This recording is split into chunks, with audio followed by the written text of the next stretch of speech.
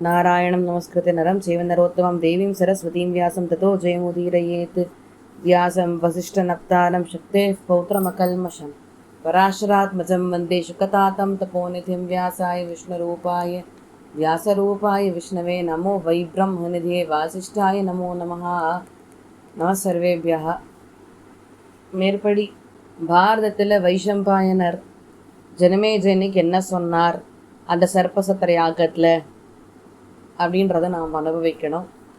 ஏற்கனவே சர்ப்பசத்திர யாகம்னா என்ன, அது எதுக்காக நடக்கப்பட்டது அப்படின்றதையும் நம்ம பார்த்தோம். இருந்தாலும் அதெல்லாம் கேட்காத வாளுக்கு சுருக்கமாக சொல்கிறேன். ஜனமேஜயன் தன்னுடைய மந்திரிகளிடத்தில் அப்பா எப்படி போனார் அப்படின்றத பற்றி விசாரிக்கிறார். அப்போ மந்திரிகள் சொல்கிறா, இந்த மாதிரி பரீட்சித்த மகாராஜா பெரிய தர்மிஷ்டர், ஆனால் அவருக்கு வேட்டையாடுறதுனா ரொம்ப பிடிக்கும். அவர் அப்படியே அவங்க கொள்ளு தாத்தா யுதிஷ்டர் ஆட்டம் இருப்பார். அவருக்கு கோவிந்தன்னா ரொம்ப பிடிக்கும். கோவிந்தனுக்கு மிகவும் பிரீத்தியாக இருக்கக்கூடியவர். அவர் ஒரு சமயம் எப்படி வேட்டையாடின்ற கரைச்சே ஒரு மான் அடித்தார். இது வரைக்கும் பரீட்சித்த மகாராஜா ஒரு மிருகத்தை அடித்து அது அவர் குறியிலேருந்து தப்பினதா சரித்திரமே கிடையாது. அப்படி இருக்கையில் ஒரு மான் அடித்தார். அந்த மான் வேகமாக ஒரு அடர்ந்த காட்டுக்குள்ளே ஓடி போயிடுத்து. அந்த மானை தேடிட்டு இவரும் போனார். அப்படி போகிறச்சே அங்கே மான் ஒரு கட்டத்துக்கு மேலே அவர் கண்ணில் தென்படலை. அதனால் அங்கே உட்காண்றது ஷமீகர் மகரிஷி இடத்துல, இங்கே மானை பார்த்தேளா அப்படின்னு கேட்டார்.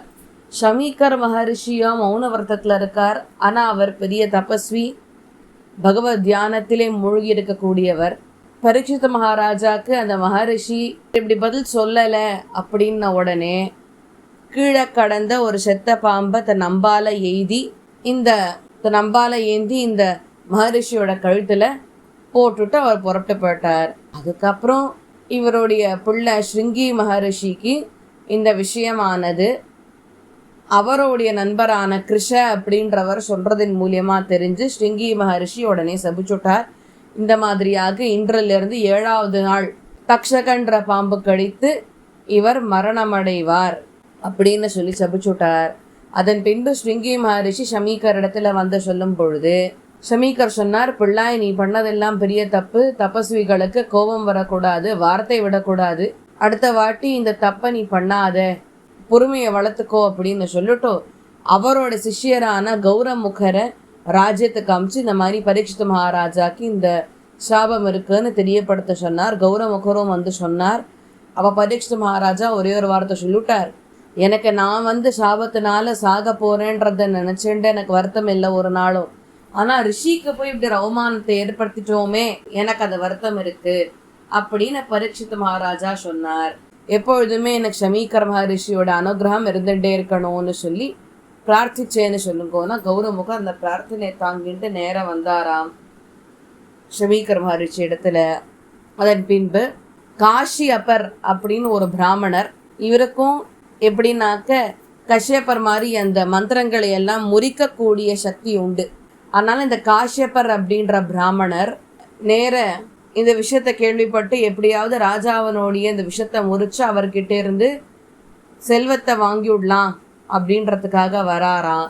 இவர் வந்துட்டு இருக்கிறத பார்த்த தக்ஷகன், இவர் பெரிய தபஸ்வி, இவரால் கண்டிப்பா அந்த விஷயத்தை எல்லாம் முறிச்சுட முடியும். எங்க இவர் அந்த விஷயத்தை முறிச்சுட்டாருன்னா சாபமானது தடப்பட்டு போயிட போறது நினைச்சுண்டு இந்த பிராமணரான காஷ்யப்பர் வரதை நிறுத்திவிட்டான் தக்ஷகன். நிறுத்திவிட்டோ ஆணிக்க வஜ்ர வைடூரியங்கள் என்னென்ன வேணும்னு சொல்லி நான் தரேன் அப்படின்னு சொல்லி, சரி நான் வாங்கிக்கிறேன் அப்படின்னு இவரும் புரிஞ்சுட்டார். உடனே தக்ஷகனும் காஷ்யப்பர் இடத்துல சொல்கிறார், சரி இந்தா இதை எடுத்துன்னு போன்னு சொல்லி எத்தனையோ ரத்னங்களை தூக்கி காஷ்யப்பர் பிராமணன் இடத்துல கொடுத்து அவர் அமுச்சு வச்சு விடுறார். ஆக உங்க அப்பாவை காப்பாற்றத்துக்காக வந்தவரையும் தடுத்து நிறுத்தியாச்சு. இது தக்ஷகன் பண்ண வேலை. அதுக்கப்புறம் காஷ்யப்பர பிராமணர் என்ன பண்ணார் அப்படின்றது வெங்கடாச்சல மகாத்மியத்தில் இருக்குது. வெங்கடாச்சல மகாத்மியத்தில் சொல்லும் பொழுது இந்த காஷ்யப்பர பிராமணர் எப்படியாவது கையில் இந்த தட்சிணையெல்லாம் வாங்கிட்டு போனாரா. அங்கே அவரோட கிராமத்துக்கு போன விட்டு அங்கே இருந்த பிராமணர்கள்லாம் கேட்டாலாம், என்ன சுவாமின் பரீட்சித்த மகாராஜாவை காப்பாற்றிட்டீரா, அவர் பெரிய தர்மிஷ்டராச்சு, என்ன இல்லை இந்த மாதிரி நடந்து கொடுத்து தக்ஷகன் வழியை மறைச்சு இந்த செல்வத்தை எடுத்துன்னு போன்னு சொல்லிட்டோம், ஆனாலும் நான் அதை எடுத்துன்னு வந்துட்டேன். நீர் பண்ணது கொஞ்சமாவது நியாயமா இருக்கா? அந்த ராஜா எவ்வளோ பெரிய தர்மிஷ்டர், அவரை காப்பாத்துறதுக்காக உங்களா அங்கே போயிட்டு வர சொன்னா நீர் என்னமோ மாணிக்க வஜ்ர வைடூரியங்கள் பணத்துக்காக போயிட்டு வந்திருக்கீரே, இதெல்லாம் மகா தப்பு, இதெல்லாம் ஏற்றுக்கவே முடியாது. நீர் அங்கே போயிட்டு பரீட்சித்து மகாராஜாவை காப்பாற்றிருக்கணும், ஒரு பெரிய தர்மிஷ்டராச்சே, அவரை போய் காப்பாற்றாம விட்டாளே. அவரை காப்பாற்றாம விட்டதோட கூட பெரிய தப்பு என்ன தெரியுமா? அவர் சாகரத்துக்கு நீரும் ஒரு வழியை ஏற்படுத்தி கொடுத்துட்டு வந்திருக்கீர். ஒரு நாள் நீங்கள் கொடுக்குற சம்பாவனையை நாங்கள் ஏற்றுக்க முடியாது, இல்லை எங்களுக்கு தட்சிண பங்கெல்லாம் ஒன்றும் வேண்டாம், இந்த பாவப்பட்ட தட்சிணை எங்களுக்கு எதுக்கு அப்படின்னு சொன்னால், அப்புறம் காஷ்யபர் நான் பண்ண தப்பு தான், இப்போ என்ன பண்ணுறது அப்படின்னா எடுத்துட்டு நேர திருவேங்கடமுடையானுடைய உண்டியலில் போய் போடு. நாளைக்குலேருந்து தப்பாக வந்த பணம், அதர்ம மார்க்கத்தில் சம்பாதிச்ச பணத்தை எல்லாம் கொண்டு போய் அங்கே போட்டுறாதீங்கோ. அப்புறம் பெருமாளை க்ரைம் பார்ட்னராலாம் இதில் சேர்த்துன்றாதீங்க. பெருமாளுக்கு இதுக்கு சம்மந்தம் இல்லை, அவர் அதர்ம பாதையில் போகிறது இல்லை, சரியா? அதனால் அதர்ம மார்க்கத்தில் எதையும் பண்ணக்கூடாது, எதுவாக இருந்தாலும் நியாயமாக தர்மத்தோடு நடந்துட்டு சம்பாதிக்கணும். போட்டோம். அதனால் இதை கேள்விப்பட்ட ஜனமேஜயனுக்கு ஷாக் மேலே ஷாக்கு. தடுக்க வந்தவரையும் நிறுத்திட்டானா தக்ஷகன். மேலே சொல்லும், உங்களுக்கு எப்படி இந்த செய்தி தெரியும்? காஷ்யப்பரை தக்ஷகன் நிறுத்தினதும் உமக்கு எப்படி தெரியும் அப்படின்னா, விறகு வெட்டி ஒருத்தர் இருக்கான், அவன் என்ன பண்ணிட்டான், அந்த மரத்து மேலே ஏறி உக்காண்டான். இவா 2 பேர் பேசும்போது இந்த பிராமணரை இவா 2 பேர் தன்னுடைய பேச்சு சுவாரஸ்யத்தில் கவனிக்கலை. அவர் தான் எல்லாத்தையும் கேட்டுட்டு என்கிட்ட சொன்னார். அப்போ கண்டிப்பாக தக்ஷகனை அழிச்சே ஆகணும்னு சொல்லிவிட்டு ஜனமேஜயன் சர்ப்பசத்திர யாகத்தை ஏற்பாடு பண்ணினார் வரைக்கும் நம்ம பார்த்தோம். இப்போ இந்த ஜனமேஜயன் ஏற்பாடு பண்ண சர்ப்பசத்திர யாகத்தில் தான் வியாசர் வந்தார். அவருக்கு நமஸ்காரங்களை பண்ணிட்டு ஜனமேஜயன் பாரதத்தை கேட்கணும்னு ஆசைப்படுறேன்னு சொன்னார். அப்போ வியாசர் வைஷம்பாயனர் இடத்துல சொல்லி, நீர் என்னிடத்திலிருந்து எப்படி கேட்டீரோ அந்த விஷயத்த அப்படியே அவனுக்கு சொல்லணும்னு சொல்றார். வைஷம்பாயனர் சொல்ல ஆரம்பிக்கிறார். இப்போ சொல்லும்போது சொல்றாராம், முதல்ல இந்த 8 அங்கங்களை கொண்டு என் ஆச்சாரியனை நான் நமஸ்கரிக்கின்றேன். அதுக்கப்புறமா உயர்ந்த பக்தியோடையும் மரியாதையோடையும் மனசை ஒருநிலைப்படுத்தியும் இந்த பிராமணர்கள் பண்டிதர்கள்லாம் இங்கே இருக்காளே அவளை ஒரு க்ஷணம் ஸ்மரணத்தில் வச்சுட்டு புத்திசாலிகள்னு சிறந்தவராய் திகழக்கூடியவருமான உயர்ந்த எண்ணங்களை உடைய மகரிஷியுமான வியாசர் எனக்கு என்ன சொன்னாரோ அதை அப்படியே உங்களுக்கு நான் சொல்கிறேன், கேளுங்கோ. ஹே ராஜா, நீர் தான் சரியான ஆள் இந்த பாரத சரித்திரத்தை கேட்கறதுக்கு. இதை சொல்கிறதுக்கு எனக்கு எந்த விதமான பயமும் கிடையாது, ஏன்னா இதை எங்கள் ஆச்சாரியன் சொல்லி தான் நான் சொல்கிறேன். அதனால ஹே ராஜா, நீர் கேட்டீரே என்னத்துக்காக பாண்டவர்களுக்கும் கௌரவர்களுக்கும் இடையே இந்த யுத்தமானது ஏற்பட்டதுன்னும், குருக்கள் எப்படி இந்த ராஜ்யத்தை ஆளணும் அப்படின்ற மோகத்தினால சூதாட்டத்தை ஆடி பாண்டவர்களை வனவாசத்துக்கு அமிச்சானும், எப்படி இவா 2 பேர் யுத்தத்தில் ஒருத்தர அடிச்சுண்டு மாண்டார்கள் அப்படின்றதையும் பரத வம்சத்தில் சிறந்தவராய் திகழக்கூடியவரை உமக்கு சொல்கிறேன், கேளுங்கோ. இவ அப்பா மறைவுக்கு அப்புறமா இந்த நாயக்கர்கள் காட்டை விட்டுட்டு அவளுடைய இருப்பிடத்துக்கே வந்தா. குறுகிய காலகட்டத்தில் அஸ்திர சாஸ்திர வித்தியைகளை எல்லாம் நன்னா கத்துண்டா. அதன் பின்பு கௌரவர்களுக்கு பாண்டவர்கள் மேலே பொறாமையானது ஏற்பட்டது. ஏன்னா பாண்டவர்களுக்கு பெரிய வீரியவான்களாக இருந்தா, சக்திசாலிகளாக இருந்தா, மனோபலத்தை உடையவர்களாகவும் இருந்தா. இது எல்லாமே அவளுக்கு அனுகிரகிக்கப்பட்டவர்களாயும் கூடவே பிரஜைகள் மத்தியில் உயர்வாக பேசப்படுபவர்களாயும் இவ இருந்தா. அப்பதான் குரூர புத்தியுடைய துரியோதனன், கர்ணன், சுபலாவனுடைய பிள்ளையான அவனும் சேர்ந்துண்டு இவாளை எப்படி ஒழிக்கிறதுன்னு வெவ்வேறு திட்டங்களை தீட்டினான். அப்போ இந்த குரூர புத்தியுடைய துரியோதனன் எப்படி குலிங்க பறவையானது எப்பொழுதுமே அபசகுணங்களையே காட்டின்னு இருக்குமோ அந்த மாதிரி இவருடைய வழி நடத்தல்ல பாண்டவர்களை எத்தனையோ மார்க்கங்களில் கொல்லணும்னு பிரயத்தனப்பட்டா. அப்படிப்பட்ட அந்த பாபிஷ்டனான திருதராஷ்டிரனுடைய பிள்ளையானவன் பீமனுக்கு சாப்பாட்டில் விஷத்தை கலந்து கொடுத்தான். ஆனால் நம்ம நாயகன் அதை சாப்பாடோட கூட அதையும் சேர்த்து ஜீர்ணிச்சுட்டார். எப்படி அகஸ்தியர் வாதாபி ஜீர்ணோ பவான்னு சொல்லி அந்த வாதாபி அசுரனையும் சேர்த்து தன்னுடைய வயிற்றில் ஜீர்ணம் பண்ணாரோ, அந்த மாதிரி பீமன் அவனுடைய வயிற்றுக்குள்ள அந்த விஷத்தையும் சேர்த்து ஜீர்ணிச்சுட்டான். அதுக்கப்புறம் ஒரு நாள் பீமன் கங்கைகரையில் படுத்துட்டு இருக்கறச்சே அவனை தூக்கி கங்கை ஜலத்துக்குள்ளே போட்டுட்டு அந்த இடத்த விட்டு போயிட்டான். ஆனால் அதுக்கப்புறம் என்ன மகாபாகுவாக இருக்கக்கூடிய பீமசேனன் குந்தியினுடைய பிள்ளை எழுந்த உடனே அத்தனை பந்தனங்களையும் அறுத்தெறிஞ்சு வலி எல்லாத்தையும் துறந்தவனாய் வெளியே வந்தான். அப்புறம் ஒரு நாள் அவன் அண்ணா தூங்கிட்டு இருக்கறச்சே கொடிய விஷங்களை கக்கக்கூடிய கருணாகங்களை விட்டு பீமனோட சரீரத்தில் இருக்கிற ஒரு அங்கத்தையும் கடிக்கும்படிக்கு செய்தான் துரியோதனன். ஆனால் அப்படியும் அந்த எதிரிகளை சுலபத்தில் வீழ்த்தக்கூடியவனுக்கு ஒன்றுமே ஆகலை. உயர்ந்த எண்ணங்களுடைய விதுரர் அவருடைய சாமர்த்தியத்தனத்தினாலையும் புத்திசாலித்தனத்தினாலையும் இவளுடைய எண்ணங்கள் எல்லாமே முறியடிக்கும்படிக்கு செய்து பாண்டவர்களை காப்பாற்றினார். ஸ்வர்கஸ்தோ ஜீவலோகஸ்ய யதாசக்ர சுகாவஹ பாண்டவானாம் ததா நித்யம் விதுரோபி சுகாவஹ. இந்திரன் எப்படி ஸ்வர்க்கத்தையும் பூமியையும் சந்தோஷமா வச்சுட்டே இருப்பாரோ, அந்த மாதிரி விதுரர் பாண்டவர்களை எப்பொழுதும் சந்தோஷமாகவே வைத்து கொண்டிருந்தார். துரியோதனனுக்கு ஒரு கட்டத்தில் தான் என்ன பண்ணாலும் இங்கே ஒன்றும் நடக்கலைன்றது தெரிஞ்சுடுத்து பாண்டவர்கள் விதியினால் காப்பாற்றப்பட்டவர்களாய் ஏதோ ஒரு உயர்ந்த நோக்கத்துக்காக அவ ஜீவிக்கக்கூடியவர்களாய் இருந்துட்டே இருக்கிறத பார்த்துட்டு உடனே அவனுடைய மந்திரிகள் கர்ணன் துஷாசனன் முதலிய அத்தனை பேரையுமே ஒரு மீட்டிங்க்கு கூப்பிட்டான். அதுக்கப்புறம் திருதராஷ்டிரர் அவரிடத்துல சொல்லிவிட்டு தான் இந்த மெழுகு மாளிகை ஏற்படுத்தினான். இந்த அம்பிகையினுடைய புதல்வனாய் இருக்கக்கூடிய இந்த ராஜா தன் பிள்ளைகள் மேல இருக்கிற பாசத்தினாலையும் ராஜ்யத்தின் மேல இருந்த மோகத்தினாலையும் அவளை வனவாசத்துக்கு அமுச்சுட்டார். அதுக்கப்புறம் அவர்கள் அவ அம்மாவோட கூட ஹஸ்தினாபுரத்திலிருந்து புறப்பட்டு அங்க போனா வைஷ்யஸ்திரியினுடைய பிள்ளையாக இருக்கக்கூடியவனுடைய நல் வழிகாட்டுதல்ல இவா இருந்துருந்தா. அவருடைய வழிகாட்டுதலின் பேர்ல தான் இவா அந்த மெழுகு மாளிகையிலேருந்து தப்பிச்சு ராத்திரியோட ராத்திரியா ஒரு அடர்ந்த காட்டுக்கு போயிட்டா. இவா இருக்காளே குந்தி புதல்வர்கள் காரணாவத்தம் அப்படின்ற ஒரு நகரத்துக்கு வரா.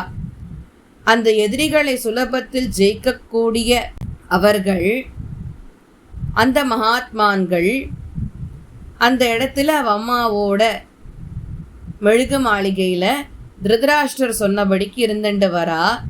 புரோச்சனாத் ரக்ஷமானாக சம்வத்சர மதந்திரிதாக சுரங்காம் காரயித்வா தூ விதுரேன பிரச்சோதிதாக. அந்த இடத்துல ஒரு வருஷம் இருந்தா புரோச்சனா கிட்டேந்து தன்னை காவந்து பண்ணிண்டு அந்த சமயத்தில் ஒரு சுரங்க பாதையை ஏற்படுத்தினா விதுரனுடைய வழிகாட்டுதலின் பேரில்.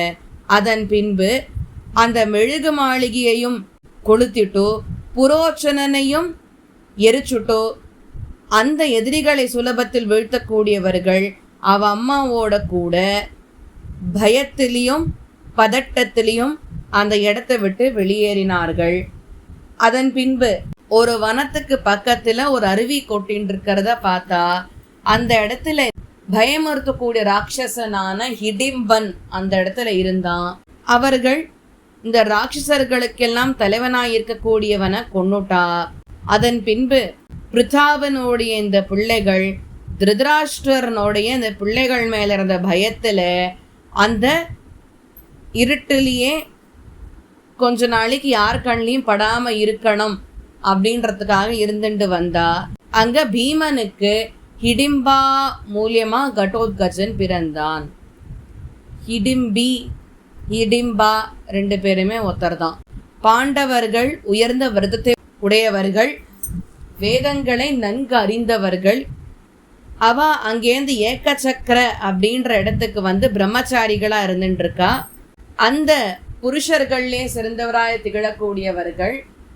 அவ அம்மாவோட கூட அங்க ஒரு பிராமணரனுடைய வீட்டில் கொஞ்ச நாளைக்கு மாறுவேஷத்துல வாழ்ந்துட்டு வரா.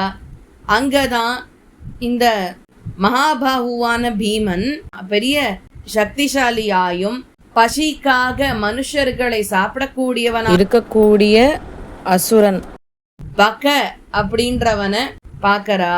புருஷர்கள்ல சிறந்தவராய் திகழக்கூடியவன் பாண்டுவனுடைய பிள்ளையுமான பீமன். சீக்கிரத்துல அவனுடைய பாகுவனுடைய வீரியத்தினால கொன்னுட்டோ அந்நாட்டு பிரஜைகளை பத்திரமாகவும் பயமின்றி ஒரு சூழலையும் வாழும்படிக்கு செய்தான். அதன் பின்பு கிருஷ்ணா பாஞ்சால நாட்டு அரசனுடைய பெண்ணினுடைய ஸ்வயம்வரத்தை பற்றி கேள்விப்பட்டு அவளும் அங்க போனா அவளை மணந்துண்டார்கள். திரௌபதியை மணந்ததுக்கு அப்புறமா அவ அங்க 1 வருஷம் இருந்தா. அந்த எதிரிகளை சுலபத்தில் வீழ்த்தக்கூடியவர்கள் அறியப்பட்ட பிறகு எல்லா எதிரிகளையும் ஹஸ்தினாபுரத்துக்கு புறப்பட்டு போயிட்டா. அதுக்கப்புறம் திருதராஷ்டிர மகாராஜா கூடவே சாந்தனுவனுடைய பிள்ளையும் இவாளிடத்துல, பிள்ளைகளை இனிமே உங்களுக்குள்ளேயும் மற்ற சகோதரர்களுக்குள்ளேயும் உங்களுக்கு சண்டை வேண்டாம், நாங்க உங்களுக்கு காண்டவ பிரஸ்தத்தை பார்த்து வச்சிருக்கோம் உங்களோட இருப்பிடமாக, அதனால உங்களுடைய போட்டி பொறாமையெல்லாம் விட்டுட்டு அங்க காண்டவ பிரஸ்தத்துல போயிட்டு இருந்துருங்கோ. அங்க எத்தனையோ நகரங்களும் பெரிய பெரிய வீதிகளும் இருக்கு அப்படின்னு சொன்னதை கேட்டு இவர்களும் அவளுடைய உற்றார் உறவினர்கள் அத்தனை பேரையுமே ஐஷுண்டு அவ அம்மாவோட கூட காண்டவ பிரஸ்தத்துக்கு எத்தனையோ மாணிக்க வஜ்ர வைடூரியங்கள் உயர்ந்த நகைகள் ஆபரணங்களை எல்லாம் எடுத்துட்டு போனா. அந்த பிருத்தாவனுடைய பிள்ளைகள் அங்க ரொம்ப வருஷம் இருந்துட்டு இருந்தா. அவளுடைய சஸ்திர பிரதாபத்தினால எத்தனையோ ராஜ்யங்களை தன் வசத்துக்கு கீழ் கொண்டு வந்தார். அவளுடைய ஹிருதயத்தை தர்ம நெறியிலையும் சத்தியத்திலையும் தான் ஸ்தாபிச்சு வச்சுருந்தா. எந்த விதமான ஒரு கோபமோ பழிவாங்கிற எண்ணமோ மனசுல வச்சுக்காத எப்பொழுதுமே சாந்தமாயும் தர்மத்தை ஜெயிக்கக்கூடிய சாந்தமா தர்ம நெறியில இருந்துண்டு வெவ்வேறு நிறைய விதமான இந்த அதர்ம விஷயங்களை கீழே சாய்த்து கொண்டு பாண்டவர்கள் மெதுமெதுவே பலத்தினால் மேலோங்கிக் கொண்டே வந்தார்கள். இந்த உயர்ந்த மகாயசனான பீமன் கிழக்கு திசையை ஜெயிச்சார். அதன் பின்பு நாயகனான அர்ஜுனன் வடக்கு திசையை ஜெயிச்சார். நகுலன் மேற்கு திசையையும் எதிரிகளை சுலபத்தில் வீழ்த்தக்கூடிய நாயகனான சகாதேவன் தெற்கு திசையையும் ஜெயிச்சார். இப்படியாக ஒரு திக்கையும் இந்த மொத்த பிரபஞ்சத்திலையும் அவ ஜெயிச்சுட்டே அவளோட ராஜ்யத்தை பெருசாக்கிவிட்டா. ஒவ்வொருத்தருமே சூரியனுக்கு நிகரான தேஜஸ்வியா இருந்தா. இந்த பூமி பார்க்கறதுக்கு எப்படி இருந்தது தெரியுமா? ஏதோ இந்த பூமியில 6 சூரியன்கள் இந்த பாண்டவர்களுடைய வசிப்புனால தோன்றினா போல இருந்துதான். பாண்டவர்கள் 5 பேர், ஆனால் 5 சூரியன். அதை தவிர்த்து ஏற்கனவே இருக்கிற ஒரு சூரியன் 6. அதனால பூமியில ஏதோ 6 சூரியன்கள் இருக்கிற மாதிரி தெரிஞ்சுதான் இந்த பாண்டவர்கள் இந்த பூமியில வாசம் பண்ணினத்தினால. அதன் பின்பு ஏதோ ஒரு காரணத்துக்காக யுதிஷ்டர் மகாராஜா அவருடைய மிகவும் பலசாலியான சவ்யசாச்சின் என்ற பெயரை உடைய நாயகனை பிராணனை காட்டிலும் பிரியமாய் இருக்கக்கூடியவரை காட்டுக்கு அனுப்பி வைத்தார். அந்த புருஷர்கள்ல சிறந்தவராய் திகழக்கூடியவர், இந்திரியங்களை தன்வசத்தே வச்சுருக்கக்கூடியவர், தர்ம நெறியில் இருக்கக்கூடியவர் அந்த காட்டுல 11 வருஷம் 1 மாசம் இருந்தார். அதன் பின்பு எத்தனையோ இடங்களுக்கு போயிட்டு ஒரு நாள் கிருஷ்ணரை துவாரகையில பார்க்கறதுக்காக போயிருந்தார். அங்க போயிட்டு அவருக்கு மனைவியாக தாமரை கண்களுடையவளுமான மதுரமான பேச்சை உடையவளுமான கண்ணனுடைய தங்கையுமான சுபத்ரைய மணந்துண்டார். எப்படி சச்சி உயர்ந்த இந்திரனோடு இருப்பளோ, எப்படி லக்ஷ்மி கிருஷ்ணரோடையே இருந்துட்டுருக்களோ, அந்த மாதிரி சுபத்ராவும் ரொம்ப சந்தோஷத்தோட பாண்டவனுடைய புதல்வன் அர்ஜுனனோட கூட சேர்ந்திருந்தாள். ராஜாக்கள்ல சிறந்தவராய் திகழக்கூடியவரே, குந்தி புதல்வன் கிருஷ்ணரோட கூட சேர்ந்துண்டு அக்னிக்கு காண்டவ வனத்தையே ஹவிஸா கொடுத்துட்டார். அதனால காண்டவ வனம் எரிஞ்சுது. இந்த காரியம் அர்ஜுனனுக்கு பெரிய காரியமாவே இல்லை. ஏன்னா பக்கத்துல கிருஷ்ணர் இருந்துட்டு இருக்கார். விவசாய சகாயஸ்ய விஷ்ணோஹோ சத்ருவதேஷ்விவ பார்த்தாயாக்னிர் ததௌச்சாபி காண்டீவம் தனுருத்தமம். எந்த காரியமுமே விஷ்ணுவுக்கு கஷ்டமே இல்லை. அதுலேயும் இந்த எதிரிகள் அழிக்கணும்னு சொல்லக்கூடிய விஷயங்கள்ல அக்னிதேவன் அதுக்கப்புறம் பிருதாவனுடைய பிள்ளைக்கு உயர்ந்த காண்டீபத்தை கொடுத்தார். அதன் பின்பு அம்பு கூடை அதை கொடுத்தார். அதன் பின்பு ஒரு குரங்கை துவஜப்படமாய் கொண்டிருக்கக்கூடிய ஒரு ஆச்சரியமான அற்புதமான தேர் ரதத்தை பரிசாக கொடுத்தார். இந்த சமயத்துல தான் மாயா அப்படின்ற அசுரனுக்கு பயம், எங்க அங்க காண்டவ வனத்தினுடைய தீலியே இறந்துருவோமோன்னுட்டு அந்த காண்டவ வன தீலிருந்து மாயா அப்படின்ற அசுரனை காப்பாற்றினார். அதுக்கப்புறம் அவன் இவாளுக்கு ஆச்சரியமான ஒரு சபையை கட்டி கொடுத்தார். அதில் எத்தனையோ மாணிக்க வஜ்ர வைடூரியங்கள்லாம் நிரம்பி இருந்தது. இந்த சபையை பார்த்துட்டோ அது மந்த புத்தியுடைய துரியோதனன் தன்னுடைய பேராசையினால இதை நாம் அடையணும்னு ஆசைப்பட்டான். அதன் பின்பு யுதிஷ்டர அவன் சூதாட்டத்தின் போது சுபலாவனுடைய பிள்ளையை கொண்டு விளையாடி தோற்கடித்தான். பின்பு அவரை 12 ஆண்டுகள் வனவாசத்துக்கு அமுச்சு வச்சான். அதன் பின்பு இன்னும் ஒரு வருஷம் அவ அங்க அக்ஞாத்தத்தில் இருக்கணும். அது இப்போ மொத்தமாக 13 வருஷங்கள் ஆயிடுத்து அவளுக்கு. 14வது வருஷம் இவர்கள் திருப்பி வந்து ராஜ்யத்தை கேட்கும்போது ராஜா அவளுக்கு அது கிடைக்கல. அதன் பின்பு மகா யுத்தமானது ஏற்பட்டது. அண்ட் பாண்டவர்களும் அதன் பின்பு மொத்த க்ஷத்ரிய வம்சத்தையுமே அந்த யுத்தத்தில் அழிச்சுட்டா. துரியோதனனையும் கொன்னுட்டோ அவ தன்னுடைய ராஜ்யத்தை பெத்துண்டா. இதுதான் பாண்டவர்களுடைய சரித்திரம். அவ எப்பொழுதுமே அதர்மத்தின் கீழ் செயல்படாதவர்கள். அதனால ராஜாக்கள்ல சிறந்தவராய் திகழக்கூடியவரே, இந்த காரணத்தினால தான் ராஜ்யம் விநாசத்தை சந்திச்சது. ஜெயஷ்ட ஜெயதாம் வர பாண்டவர்கள் ஜெயத்தை ஈட்டினர் அப்படின்னு சொல்லி முடிக்கிறார். அடுத்து ஜனமேஜயன் கேள்விகளை கேட்கிறார். அதில் பிராமணர்களில் சிறந்தவராய் திகழக்கூடியவரே, நீர் எனக்கு மகாபாரதத்தை விரிவாக தான் சொல்லியிருக்கீர். அதில் குருக்கள் பண்ணின உயர்ந்த காரியங்கள் எல்லாம் சொல்லப்பட்டிருக்கு. பெரிய தபஸ்வியே, இப்போ எனக்கு அந்த ஆச்சரியமான சரித்திரத்தை முழுசாக சொல்லுங்கோ. நான் அதை கேட்கறதுக்கு ரொம்ப ஆவலோடு இருக்கேன்.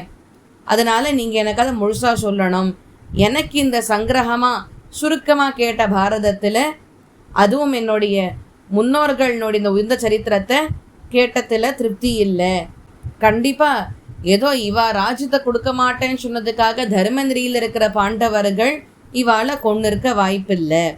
இந்த காரணத்துக்காக ஒன்றும் ஜனங்கள்லாம் அவளை கொண்டாடவும் இல்லை. என்னத்துக்காக அந்த இயல்பாக அப்பாவிகளாய் இருந்தாலும் தன்னுடைய எதிரிகளை சுலபத்தில் அழிக்கக்கூடிய திறன் கொண்டவர்களுமான அந்த புருஷர்களில் சிறந்தவராய் திகழக்கூடியவர்கள் எதுக்காக துஷ்ட மார்க்கத்தில் இருந்த குருக்களினுடைய துன்புறுத்தலை எல்லாம் தாங்கின்னு இருந்தா? பிராமணர்களில் சிறந்தவராய் திகழக்கூடியவரே, என்னத்துக்காக இந்த பாகுசாலியான இந்த பீமன் 10,000 யானைக்கு சமமான பலத்தை உடையவர், அவரை கொல்றதுக்காகத்தான் அத்தனையும் பண்ணினா. இருந்தாலும் ஏன் அவருடைய கோபத்தை அவர் வெளிக்காமிக்கலை?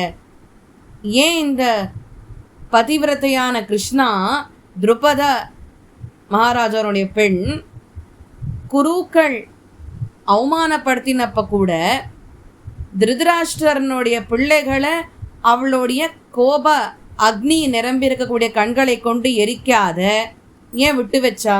பிருதாவனுடைய 2 பிள்ளைகளும் மாதிரியினுடைய 2 பிள்ளைகளும் புருஷர்களில் சிறந்தவராய் திகழக்கூடியவர். எத்தனையோ இந்த துஷ்ட காரியங்கள்னால பாதிக்கப்பட்டு இருந்தும் என்னத்துக்காக இந்த சூதாட்டத்தில் தன்னுடைய ஈடுபாடை தெரிவித்த யுதிஷ்டரை பின்பற்றினா? என்னத்துக்காக தர்மங்களை நன்கு அறிந்த சிறந்தவர்களுக்கு மத்தியில சிறந்தவராய் திகழக்கூடியவர், கூடவே தர்மரனுடைய பிள்ளையுமானவர், எல்லா காரியங்களையும் தர்ம நெறியிலே செய்யக்கூடியவர், இத்தனை துன்பங்களை அவதிப்பட்டார்? என்னத்துக்காக பாண்டவனுடைய பிள்ளையான அர்ஜுனன் கிருஷ்ணரை தேரோட்டியாக வச்சுருக்க கூடியவர் தன்னுடைய அம்புகளை கொண்டு எதிரிகளை வேறு உலகத்துக்கு அமுச்சு வச்சவர் இவ்வளோ துன்பப்பட்டார்? ஹே மகரிஷியே, இதெல்லாம் சொல்லுங்கோ. அது எப்படி யதாவிருத்தம் தபோதன, இது எல்லாத்தையும் அது எப்படி நடந்ததோ அப்படியே எனக்கு சொல்லுங்கோ. அந்த உயர்ந்த ரதத்தை உடைய வீரர்கள் என்னென்ன பண்ணாலோ அதையும் சொல்லுங்கோ அப்படின்னு ஜனமேஜயன் கேட்கிறார். அதுக்கு வைஷம்பாயனர் பதில் சொல்ல ஆரம்பிக்கிறார். அவர் நேர பாரதம் சொல்றாரா இல்லை வேற ஏதாவது சொல்றாரா நடுவில் அப்படின்றதையென்னா நாளைக்கு அனுபவிக்கலாம். ஏதேனும் பிழைகள் இருந்தால் பிரிவாக க்ஷமிக்கணும்னு பிரார்த்திச்சுக்கிறேன். கவிதாரிக் சிம்மா கல்யாண குணசாலினி ஸ்ரீமதி வெங்கடேஷன் வேதாந்த குருவே நமஹா. நமஸ்காரம். பாரதம் தொடரும்.